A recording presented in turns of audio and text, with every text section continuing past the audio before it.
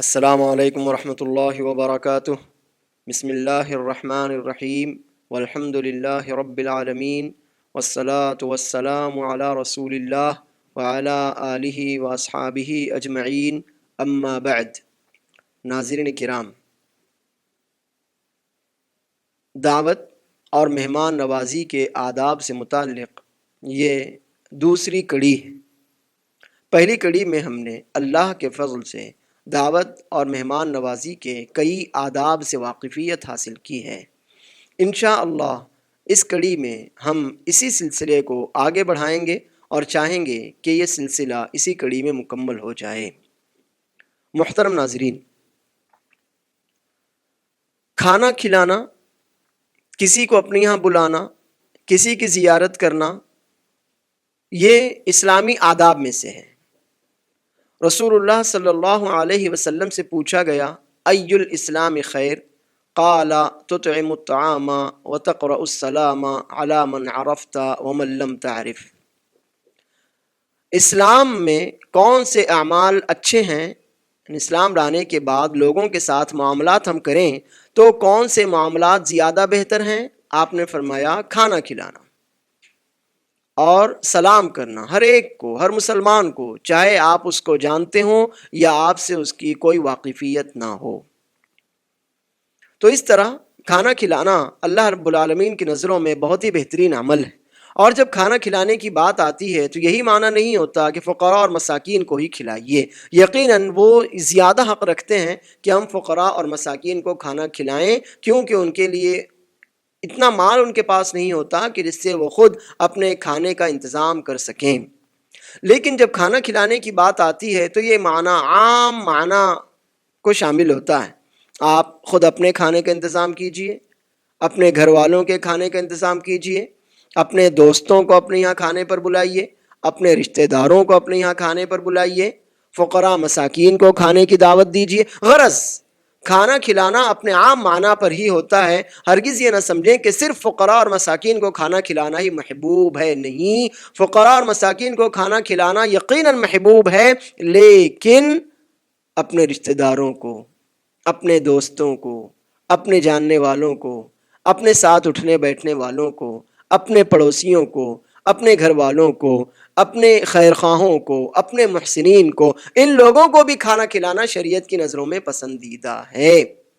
ہاں، یقیناً مساکین کا حق زیادہ ہے کہ ہم ان کے کھانے کا انتظام کریں، ان کے لیے غذا فراہم کریں، یہ ہمارے اوپر ان کا حق ہے، لیکن کھانا کھلانے کا صرف یہی ایک معنی نہیں ہے، بلکہ کھانا کھلانے میں اپنی ذات، اپنے گھر والے، اپنے رشتہ دار، اپنے دوست احباب، اپنے خیرخواہ محسنین اور اپنے پڑوسی اور مساکین سب شامل ہیں۔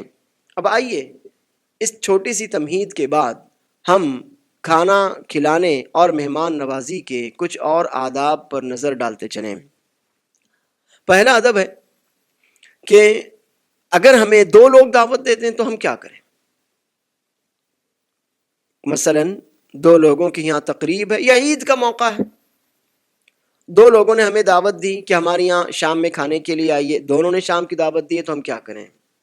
تو ایسی صورت میں جس نے ہمیں پہلے دعوت دی ہے وہ اس بات کا زیادہ حق رکھتا ہے کہ ہم پہلے اس کے یہاں جائیں۔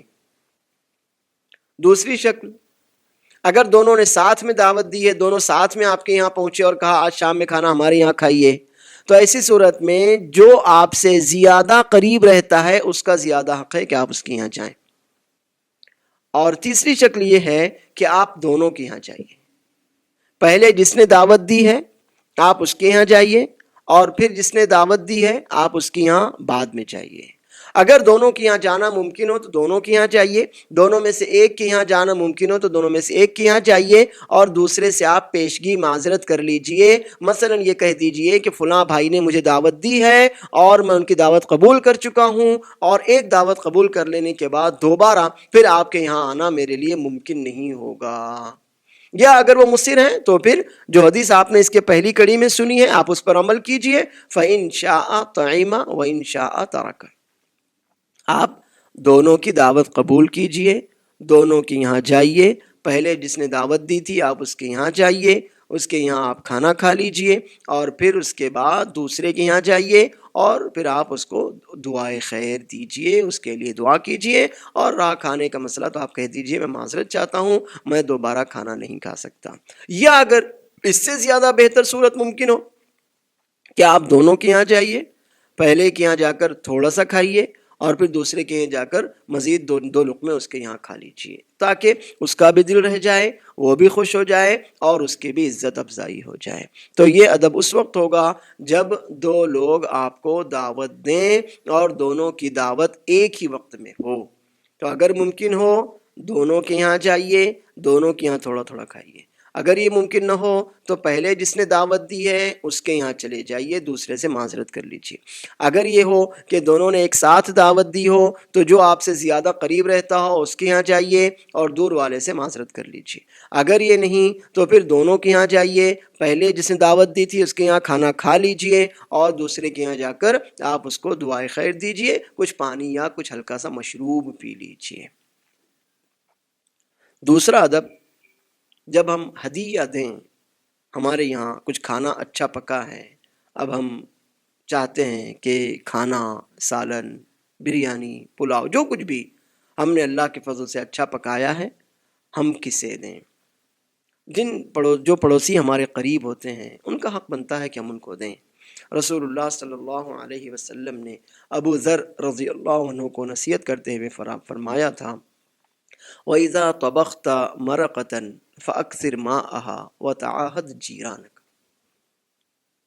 اگر تم کبھی سالن پکاؤ، یعنی اچھا کھانا پکاؤ کہ آدمی روزانہ ایک عام طرح کا کھانا کھاتا ہے، ہفتے میں ایک آدھے دن یا کسی دن خاص موقع پر وہ اچھا کھانا پکا لیتا ہے، تو آپ نے فرمایا تھا جب تم کوئی اچھا کھانا پکاؤ تو اس میں اگر کھانا زیادہ پکانا ممکن نہ ہو، سالن زیادہ پکانا ممکن نہ ہو، تو پانی تھوڑا سا بڑھا دو، یعنی جتنی اپنی ضرورت ہے اس سے تھوڑا زیادہ پکاؤ۔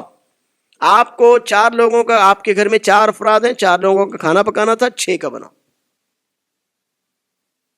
اور کیا کرو؟ وَتَعَاهَدْ جِيرَانَكَ، اپنے پڑوسیوں کا خیال رکھو، اپنے پڑوسیوں کو ہدیہ دو۔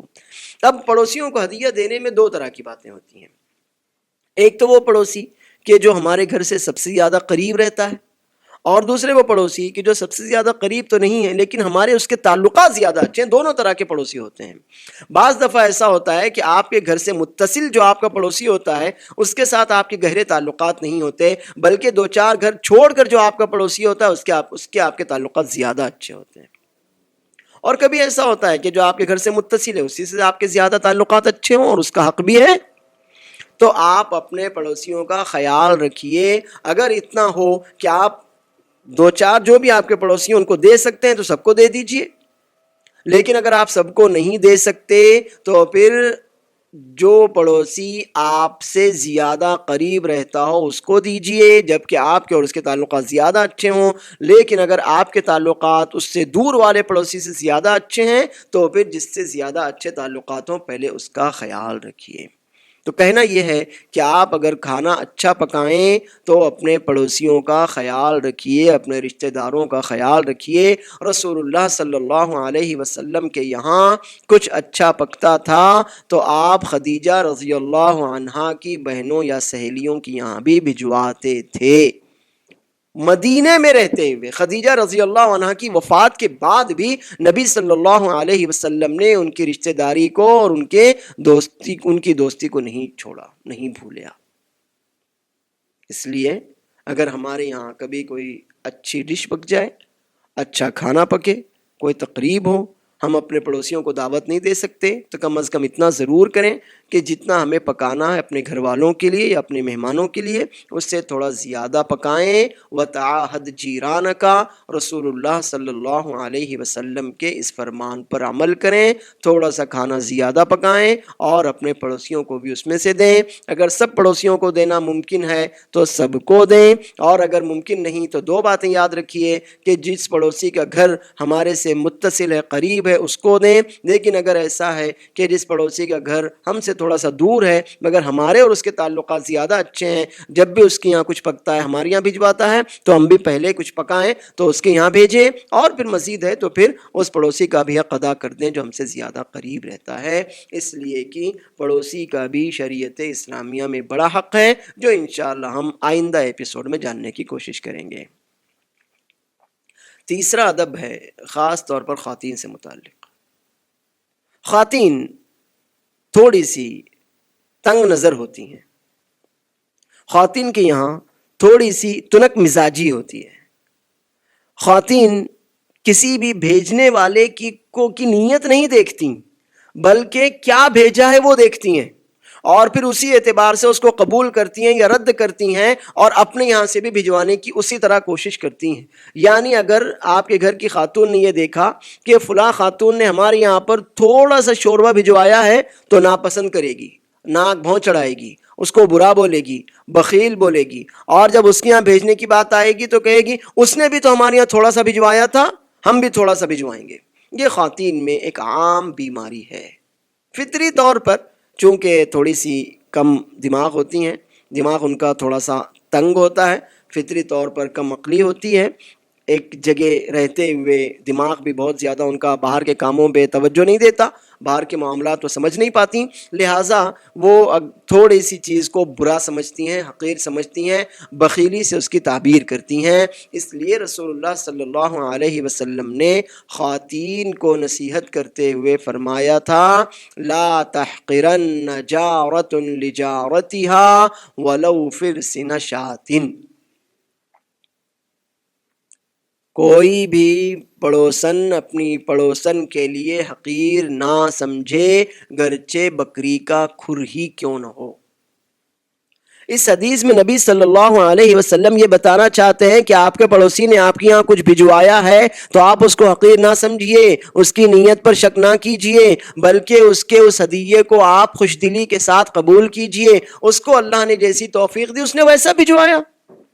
اگر وہ مالدار ہے اور پھر تھوڑی سی چیز بھجواتا ہے تو مطلب اللہ نے توفیق ہی نہیں دی، تو وہ کیا کرے گا بیچارہ. لیکن اگر وہ مالدار نہیں ہے، اس کے یہاں کافی دنوں بعد یہ چھوٹی سی چیز بن گئی تھی جو ہو سکتا ہے آپ کی نظروں میں حقیر ہو مگر اس کے لیے بڑی ہو، اس نے نیک دلی کے ساتھ، نیک نیتی کے ساتھ، صاف دلی کے ساتھ آپ کے یہاں بھجوایا ہے تو آپ کو اسے حقیر سمجھنے کا حق نہیں ہے. اس کا دل صاف ہے، اس کی نیت صاف ہے، اللہ نے اس کو توفیق دی، اس نے چھوٹی سی نعمت بنائی ہے تو آپ کے یہاں بھجوایا ہے. تو نبی صلی اللہ علیہ وسلم کی یہ نصیحت خاص طور پر خواتین کے لیے ہے، لیکن عام طور پر تمام مسلمانوں کے لیے اس میں عبرت کا پہلو ہے کہ اگر کوئی شخص آپ کو ہدیہ دے تو یہ نہ دیکھیں کہ ہدیہ حقیر ہے، چھوٹا ہے، تھوڑا ہے، نہیں، آپ اس دینے والے کی نیت کو دیکھیے، اس دینے والے کے دل کو دیکھیے. اگر وہ مالدار ہے پھر بخیلی کرتا ہے تو یقیناً آپ بخیلی کا اس کو عیب لگا سکتے ہیں، لیکن وہ بیچارہ خود غریب ہے، اس نے اپنا پیٹ کاٹ کر آپ کو دیا ہے، اس نے اللہ کے فضل سے جو پکایا تھا وہ آپ کے یہاں بھجوایا ہے، تو پھر آپ اس کو دعا دیجئے، اس کی تعریف کیجئے، اس کے بھیجے ہوئے ہدیے کو قبول کیجئے. اس کو رد کرنا یا اس پر الزام لگانا ہرگز آپ کو زیب نہیں دیتا. رسول اللہ صلی اللہ علیہ وسلم کے فرمان مبارک کا یہی مفہوم ہے لا تحقرن جارۃ لجارتها ولو فرسن شاۃ. کوئی پڑوسن اپنی پڑوسن کے لیے ہرگز حقیر نہ سمجھے، یعنی لینے اور دینے کو. اگر کوئی دے تو حقیر نہ سمجھے، اور آپ کو دینے کی آپ دینا چاہتے ہیں تو حقیر نہ سمجھیں، گرچہ بکری کا کھر ہی کیوں نہ ہو. لیکن بعض لوگ ایسا کرتے ہیں کہ کھانا پکایا تھا، اچھا نہیں لگا تو پڑوسیوں کیا بھجوا دو، کھانا پکایا تھا زیادہ بچ گیا پڑوسیوں کے یہاں بھجوا دو. تو یہ اچھی بات نہیں، کیونکہ جس طرح کے معاملات آپ کرتے ہیں اسی طرح کا معاملہ آپ کے ساتھ بھی کیا جائے گا. اگر آپ نے کھانا پکایا تھا اور اس میں پڑوسی کا حق رکھا ہے، اب کھانا اچھا نہیں پکا لیکن پڑوسی کا حق پہلے سے تھا اور آپ اس کو دیں گے تو انشاءاللہ آپ کی نیک نیتی آپ کے کام آئے گی. لیکن اگر بدنیتی تھی، دل صاف نہیں تھا، آپ نے کھانا اپنے لیے پکایا تھا، اچھا نہیں پکا اس لیے بھجواتے ہیں، یا کھانا پکایا تھا اور بچ گیا اس لیے بھجواتے ہیں، تو آپ کی یہ بدنیتی آپ کے خلاف کام کرے گی، اور پڑوسی بھی آپ کے ساتھ وہی معاملہ کرے گا جس طرح کا معاملہ اس نے کیا تھا۔ اس لیے پڑوسیوں کے یہاں کچھ بھجواتے وقت آپ کا دل صاف ہونا چاہیے، گرچہ آپ مقدار میں وہ چیز کم بھجوائیں لیکن دل صاف ہونا چاہیے۔ جب پکائیں اسی وقت دل میں یہ نیت ہو کہ اپنے پڑوسیوں کی یہاں ہمیں یہ چیز بھجوانی ہے۔ اسی لیے رسول اللہ صلی اللہ علیہ وسلم کا یہ فرمان یاد رکھیے کہ آپ اپنے پڑوسی کی یہاں کوئی بھی چیز بھجوانے کو ہرگز حقیر نہ سمجھیں، اور پڑوسی آپ کا آپ کے یہاں کچھ بھجوائے تو آپ اس کو حقیر نہ سمجھیں، اس کی نیت پر کلام نہ کریں، جو اس نے بھجوایا ہے آپ قبول کریں، تاکہ آپ جو بھجوائیں وہ بھی خوش دلی کے ساتھ قبول کر لیں۔ اور یہ پڑوسی کے حق کو تاکیداً قریب کرنے کا بہت اچھا ذریعہ ہے کہ ہم آپس میں ہدیے لیتے دیتے رہا کریں۔ ہمارے یہاں کچھ اچھا پکے ہم ان کے یہاں بھیجیں تو ان کے یہاں کچھ اچھا پکے گا وہ بھی ہمارے یہاں بھیجیں گے۔ چوتھا ادب ہے کہ کھانے کی دعوت میں اگر ممکن ہو تو صرف مردوں ہی کو نہ بلایا جائے، عورتوں کا بھی حق ہے۔ کھانا پکانے والی تو اکثر وہی ہوتی ہیں، کھانا ہمارے گھر کی عورتیں پکائیں اور دعوت دی جائے صرف مردوں کو، ہمارے دوستوں کو، یا جو ہمیں دعوت دے رہا ہے کھانا اس کے گھر کی عورتیں پکائیں اور وہ دعوت دے صرف مردوں کو، صرف اپنے دوستوں کو، ایسا نہ کریں۔ عورتوں کا بھی حق ہے، وہ بھی تو چاہتی ہیں کہ تھوڑا سا باہر نکلیں، ان کا بھی تو حق ہے کہ انہیں دعوت دی جائے۔ اس بارے میں رسول اللہ صلی اللہ علیہ وسلم کے ایک واقعے میں ہمارے لیے بڑی عبرت ہے۔ ایک بار ایک صحابی نبی صلی اللہ علیہ وسلم کے پاس آئے اور کہا آج آپ ہمارے یہاں مدعو ہیں۔ آپ نے فرمایا اور عائشہ؟ کہا نہیں صرف آپ۔ کہا تو میں نہیں آتا۔ صحابی چلے گئے۔ تھوڑی دیر بعد پھر آئے اور کہا آج آپ ہمارے یہاں مدعو ہیں۔ آپ نے فرمایا اور عائشہ؟ انہوں نے کہا نہیں صرف آپ۔ انہوں نے کہا تو میں نہیں آ سکتا، چلے گئے۔ پھر تھوڑی دیر کے بعد واپس آئے اور کہا آج آپ ہمارے یہاں مدعو ہیں۔ آپ نے فرمایا اور عائشہ؟ انہوں نے کہا عائشہ بھی۔ تو نبی صلی اللہ علیہ وسلم نے فرمایا ٹھیک ہے، اور پھر دونوں عائشہ رضی اللہ عنہا اور نبی صلی اللہ علیہ وسلم دونوں ان صحابی کے یہاں گئے۔ اس سے کیا سمجھ میں آیا؟ اس سے یہ سمجھ میں آیا کہ دعوت میں عورتوں کا بھی حق ہے، عورتوں کو بھی دعوت دی جائے۔ یہ نہیں کہ ہمارا کھانا تو عورتیں پکائیں اور کھانے والے صرف مرد ہوں، کسی کے گھر میں کھانا پکائیں عورتیں اور وہ دعوت دیں صرف مردوں کو، ہمارے گھر میں کھانا پکائیں عورتیں اور ہم دعوت دیں صرف مردوں کو۔ اس سے عورتوں کی دل شکنی ہوتی ہے، حوصلہ شکنی ہوتی ہے۔ آپ ایسا نہ کیجئے، ان کو بھی حق دیجئے، ان کی ہمت افزائی کیجئے، ان کا حوصلہ بڑھائیے۔ اس طرح سے تعلقات بھی بہتر ہوتے ہیں۔ ہماری عورتیں پڑوس کی عورتوں سے ملیں گی، ملاقات کریں گی، ایک دوسرے سے تعارف ہوگا، ایک دوسرے کے قریب آئیں گے، ایک دوسرے کی دل میں ہمدردی آئے گی، محبت آئے گی۔ بس یہی وجہ تھی کہ نبی صلی اللہ علیہ وسلم بھی عائشہ رضی اللہ عنہا کو اس طرح سے زبردستی لے گئے۔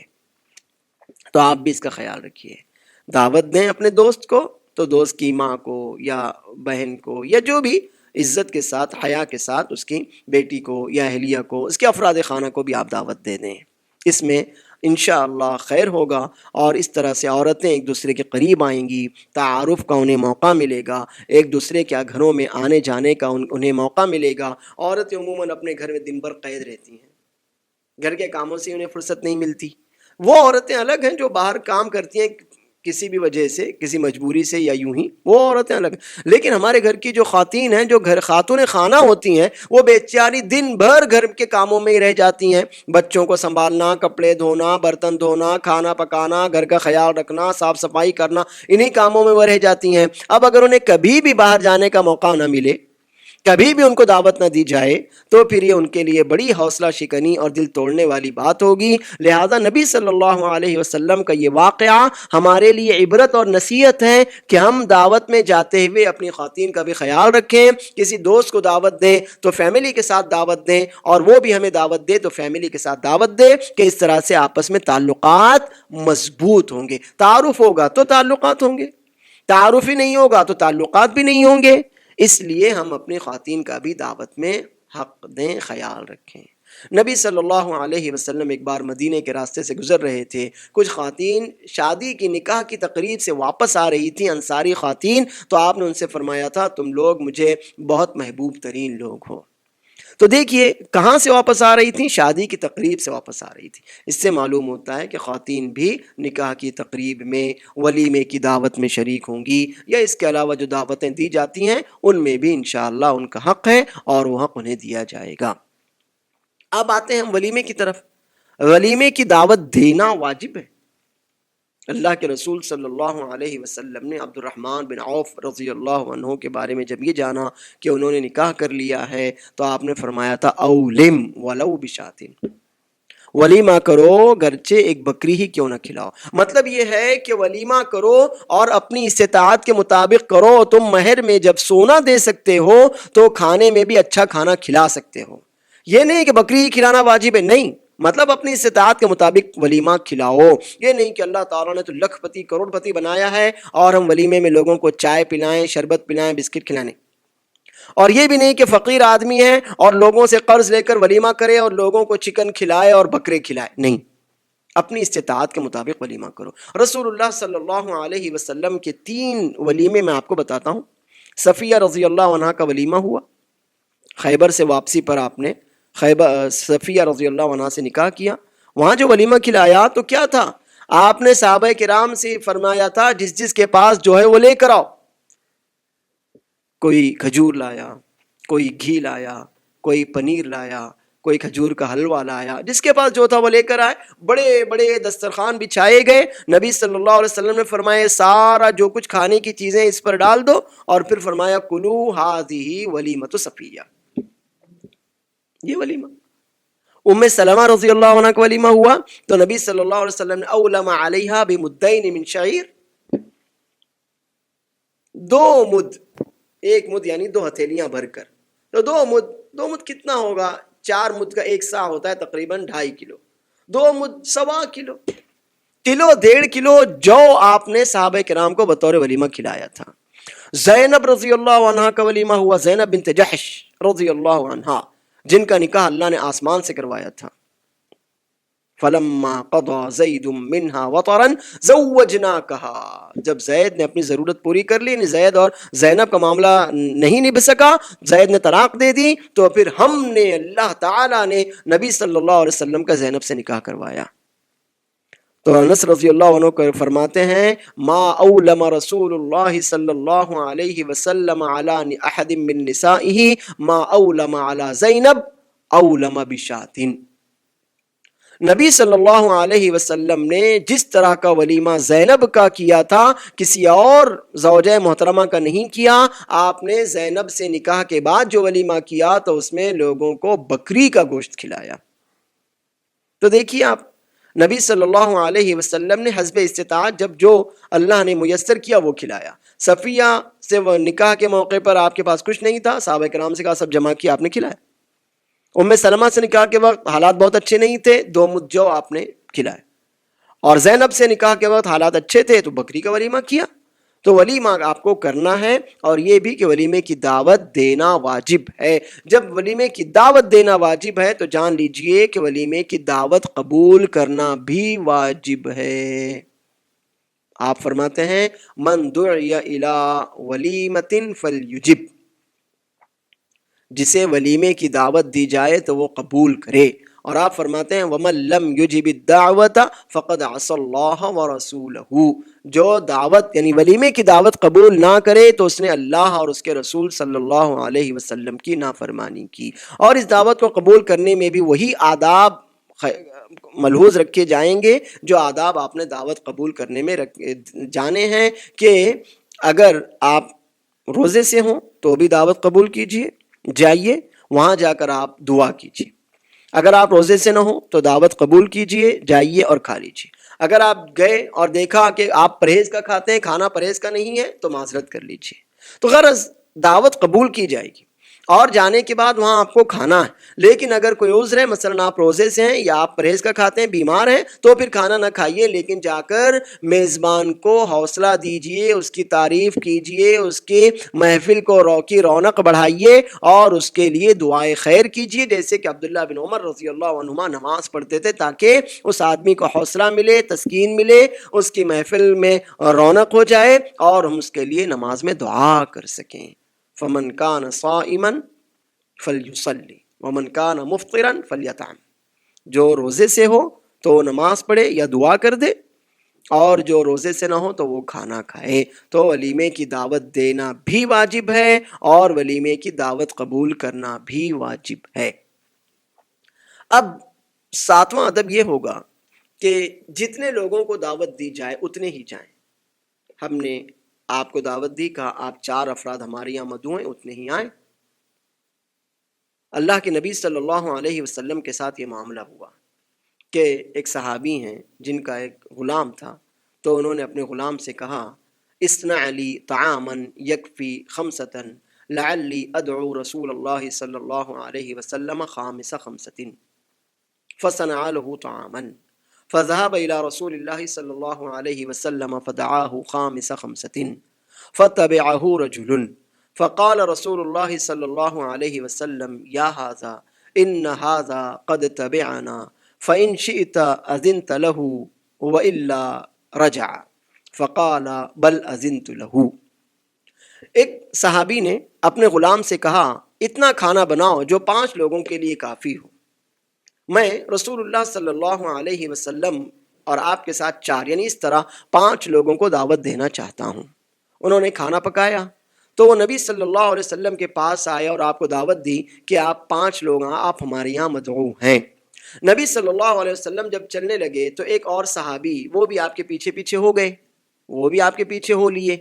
جب نبی صلی اللہ علیہ وسلم اس دعوت دینے والے داعی صحابی کے یہاں پہنچے تو آپ نے ان سے فرمایا کہ دیکھو آپ نے ہم 5 لوگوں کو دعوت دی ہے، مگر یہ 6 فرد بھی ہمارے ساتھ ہو گئے ہیں، اب اگر آپ چاہیں تو انہیں اجازت دے دیں اور یہ بھی ہمارے ساتھ شریک ہو کر کھانا کھا لیں، اور اگر آپ نہ چاہیں تو اجازت نہ دیں اور یہ واپس چلے جائیں۔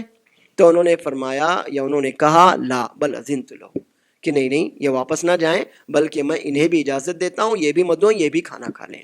تو اس ادب کا خیال رکھیے کہ جتنے لوگوں کو دعوت دی جائے اتنے ہی لوگ جائیں، اور اگر کبھی آپ جا رہے ہوں آپ کے ساتھ کوئی شخص شریک ہو جائے جو جسے دعوت نہیں، تو آپ جانے کے بعد صاحب بیت سے صاحب دعوت سے اجازت لے لیجئے۔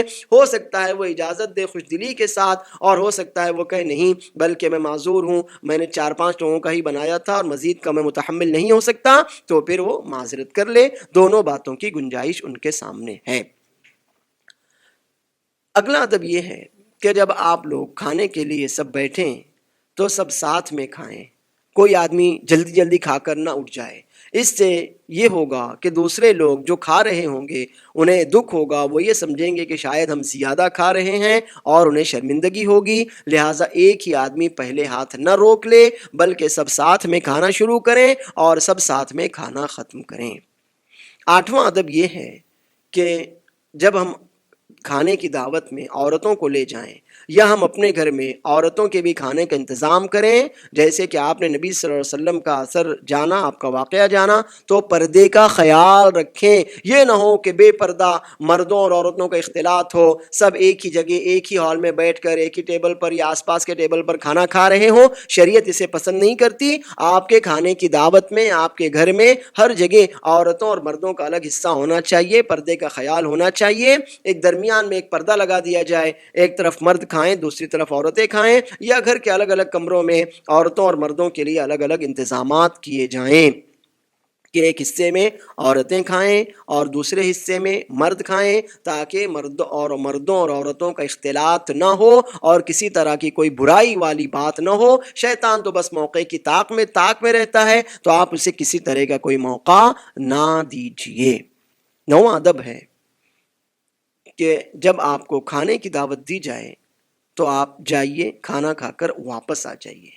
اللہ رب العالمین نے رسول اللہ صلی اللہ علیہ وسلم کے ساتھ صحابہ کرام کو نصیحت کرتے ہوئے فرمایا تھا فَإِذَا دُعِيتُمْ إِلَىٰ طَعَامٍ فَأْكُلُوا وَإِذَا اسْتَأْنَسْتُمْ فَانْتَشِرُوا وَلَا مُسْتَأْنِسِينَ لِحَدِيثٍ، کہ جب غیر ناظرین اناہو ولیکن اذا دعیتم فطعموا، کہ جب کھانے کی دعوت دی جائے تو پہلے سے جا کر نہ بیٹھ جاؤ، کہ کھانا تو ابھی پک رہا ہے اور پہلے سے جا کر آپ بیٹھ گئے، گھر والوں کو حرج محسوس ہوگا، پہلے سے جا کر نہ بیٹھو۔ اور جب کھانا آ جائے آپ کھانا کھا لیں، ولا مستأنسین لحدیث، تو کھانا کھانے کے بعد وہیں باتوں کی محفل نہ سجا لو، گھر والوں کو اس سے بھی حرج محسوس ہوگا۔ تو آپ کو کھانے کی دعوت میں صدب کا خیال رکھنا ہے کہ پہلے سے ہی کسی جہاں دعوت ہو وہاں جا کر نہ بیٹھیں، بلکہ جب کھانے کا وقت ہو تب جائیں، اور اس کے بعد جیسے ہی آپ کا کھانا ہو آپ اپنی محفل وہاں نہ سجائیں بلکہ وہاں سے نکل آئیں، سوائے یہ کہ گھر والا آپ کو روک رہا ہو یا اس نے آپ سے یہ کہا ہو کہ آپ ذرا پہلے ہی آ جائیں، تب تو کوئی حرج نہیں ہے۔ لیکن فَإِذَا دَخَلْتُمْ فَطْعَمُوا وَإِذَا غَيْرَ نَاظِرِينَ إِنَاهُ، کھانا پکنے کے انتظار میں وہاں نہ بیٹھیے، اور جب کھانا ہو جائے تو پھر وہاں بیٹھ کر آپ گھر والے کو تکلیف نہ دیجیے۔ اب 10واں ادب ہے کہ جس آدمی نے آپ کے لیے کھانے کا انتظام کیا، آپ کو کھانے پر بلایا، آپ کو دعوت دی، آپ کی مہمان نوازی کی، آپ انہیں دعا دیجئے۔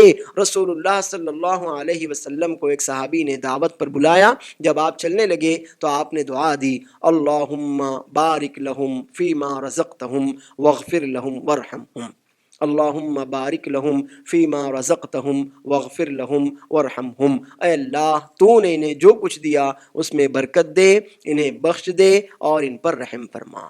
دوسری ایک چھوٹی سی دعا اور ہے، نبی صلی اللہ علیہ وسلم سے ثابت ہے، اللہم اطعم من اطعمنا واسق من سقانا، اے اللہ جس نے ہمیں کھلایا تو اسے کھلا، جس نے ہمیں پلایا تو اسے پلا۔ تو یہ سب دعائیں آپ یاد کر لیجئے، اور جو آپ کو دعوت دے تو آپ اس یہاں کھانا کھانے کے بعد اللہ کا شکر ادا کرنے کے بعد اس کا شکر ادا کیجئے، اور نبی صلی اللہ علیہ وسلم سے ثابت شدہ دعاؤں میں سے کوئی دعا آپ اس کے لیے ضرور دیجئے۔ اس سے انشاءاللہ اس کی حوصلہ افزائی ہوگی، اس کی ہمت بڑھے گی، اس کو خوشی ہوگی، اطمینان قلب ہوگا، اور اللہ تعالیٰ آپ کی دعا اس کے حق میں بھی قبول کرے گا اور آپ کے حق میں بھی قبول کرے گا۔ اللہ تعالیٰ ہمیں مہمان نوازی کے آداب، کھانے پینے کے آداب اور مجلس میں بیٹھنے اٹھنے کے آداب پر عمل کرنے کی توفیق عطا فرمائے، ہمارے گھروں میں برکتیں نازل فرمائے، ہمیں گناہوں اور آفات سے بلاؤں سے محفوظ رکھے، آمین۔ وآخر دعوانا ان الحمد للہ رب العالمین، والسلام علیکم ورحمۃ اللہ وبرکاتہ۔